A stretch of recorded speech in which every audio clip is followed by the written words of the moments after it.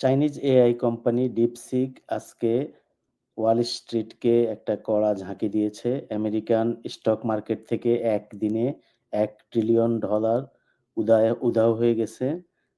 NVIDIA সবচেয়ে বড় loser, তারপরে Microsoft এবং আরো চিপ মেকিং কোম্পানি বা চিপের সাথে যারা রিলেটেড তারা আজকে কারেকশন এর মধ্যে দিয়ে যাচ্ছে। তো ব্যাপারটা হলো যে DeepSeek একটা এআই কোম্পানি যারা OpenAI এর মতো বা ChatGPT র মতো কিন্তু খুব কম খরচে তারা এই মডেল নির্মাণ করতে পেরেছে।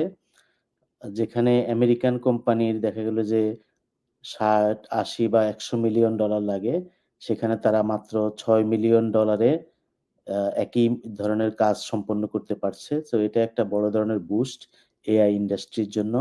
এবং রিসেন্টলি ট্রাম্প সরকার OpenAI এর সিইও স্যাম অল্টম্যান, ওরাকলের ল্যারি এলিসন এবং মাসায়োশি সান সফটব্যাংকের কর্ণধার এদের সাথে স্টারগেট নামে একটা এআই কোম্পানি খুলতে কথাবার্তা শুরু করেছিলেন। তো আমেরিকা এআই তে হয়তো চীনের থেকে পিছিয়ে আছে। আজকে মার্কেট যেভাবে রিঅ্যাক্ট করেছে তাতে অনেকে ভাবছেন যে চায়না হয়তো আমেরিকাকে টেকনোলজিতে ওভারকাম করে ফেলেছে।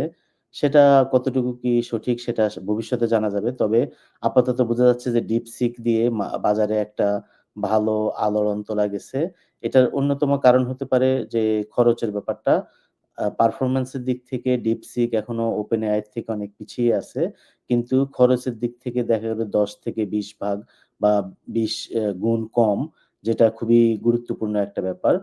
তবে আমার যেটা মনে হয় যে এখন আমেরিকাতে যারা এআই ফ্রন্টে কাজ করে তারাও চাইনিজের মডেল থেকে বা চাইনিজ ডিপসিক কোম্পানির থেকে অনেক অনুপ্রেরণা পাবে এবং তারা আ চাইনিজ কোম্পানিকে কপি করে সেটাকে ওভারকাম করার চেষ্টা করবে।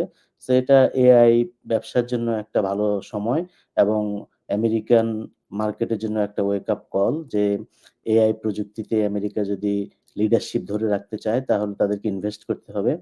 আরেকটা ব্যাপার হলো যে চাইনিজ এআই কোম্পানি এদের ব্যাপারে সবাইকে সাবধান থাকতে হবে। কারণ দেখা গেল যে এই অ্যাপের মাধ্যমে চাইনিজ সরকার আ মানুষের ডেটা কালেক্ট করতেছে world wide. I'll tell you, the real story today will evolve to be the Chinese government and the Chinese ownership of this app. If we're going to have these conversations about TikTok, if I was Donald Trump today, I would ban this app.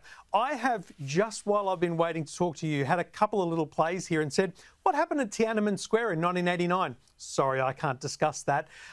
Is the Chinese government able to access my data? And it gave me a long response and then deleted that response and said, so, let's talk about something else. It is mind-blowing, the censorship that exists within this app if you try and talk about Chinese issues. এবং এই মডেলের training data যে কি সেটা এখন পর্যন্ত কেউ জানে না। আ এ DeepSeek অ্যাপকে আ চীন সরকার সম্বন্ধে কোনো কোয়েশ্চেন করা হলে বা তিয়েনানমেন স্কয়ারের যে বিদ্রোহ সেটা নিয়ে কোয়েশ্চেন করা হলে কোনো সঠিক অ্যান্সার দেয় না বা অ্যান্সার দিতে চায় না বা চীন সরকারের বা চীনের সমালোচনামূলক কোনো প্রশ্নেরও অ্যান্সার দেয় না। সো ওভারঅল আ হয়তো আমরা ভবিষ্যতে আরো জানতে পারবো যে এই অ্যাপের পেছনে কারা আছেন। তো আপাতত এই DeepSeek দেখা গেল যে Apple এর অ্যাপ স্টোরে নাম্বার 1 ডাউনলোডেবল অ্যাপ OpenAI কেও ছাড়িয়ে গেছে।